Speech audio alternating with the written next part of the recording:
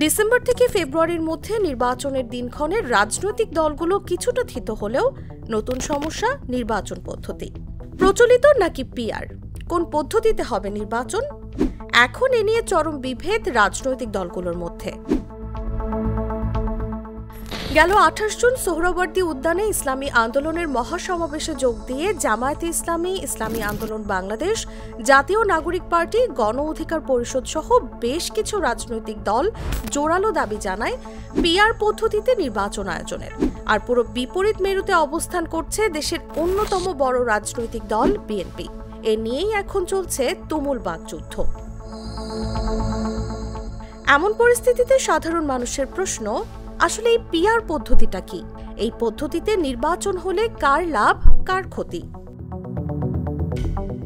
PR বা আনুপাতিক নির্বাচন ব্যবস্থা হলো এমন একটি পদ্ধতি যেখানে ভোটারদের রায় প্রতিফলিত হবে রাজনৈতিক দলগুলোর ভোট প্রাপ্তির হার অনুযায়ী।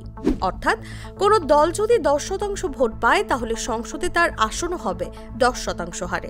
আরও পরিষ্কার করে বললে, সারা দেশে কোনো আসন না জিতেও মোট ভোটের 10% পেলে সংসদের 300 আসনের মধ্যে সেই দল বাগিয়ে নেবে 30টি আসন। তাই তুলনামূলক ছোট দলগুলোর টার্গেট এটাই। তাদের একটা আসরে জয়ের নিশ্চয়তা না থাকলেও সারা দেশ মিলে 1% ভোট পেলেও তারা অন্তত 3টি আসন পেয়ে যাবে।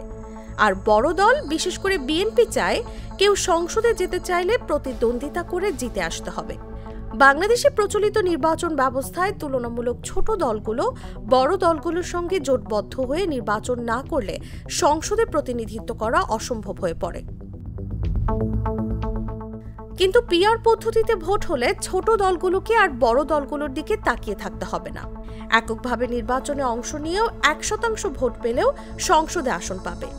এজন্যই বিএনপি এই পদ্ধতির ঘোর বিরোধিতা করছে। এর আগে বাংলাদেশের প্রায় প্রতিটি সংসদে বড় দলগুলোর একক আধিপত্য দেখা গিয়েছে। বিশ্লেষকদের মতে পিআর পদ্ধতিতে নির্বাচন হলে সংসদ থাকবে প্রভুমুক্ত। তারা বলছেন, আনুপাতিক হারে নির্বাচন হলে বেকায়দায় পড়বে বড় দলগুলো আর সুবিধা পাবে তুলনামূলক ছোট দলগুলো। এছাড়াও যে কোনো আইন বা বিল পাশের ক্ষেত্রেও বিরোধী দলের এমপিরা এক হয়ে সরকারি দলকে টেক্কা দিতে পারবে। পিআর পদ্ধতিতে নির্বাচন বাংলাদেশের প্রেক্ষাপটে প্রথম হলেও বিশ্বের 170টি গণতান্ত্রিক দেশের মধ্যে 91টি দেশেই নির্বাচন হয়ে থাকে এ পদ্ধতিতে। তাসলিমা তিথি, জাগো নিউজ। নাটা জেলি আর পানীয়র এক অসম কম্বিনেশন ড্রিঙ্কো। চিল থাকতে চান? ড্রিঙ্কো চাবান।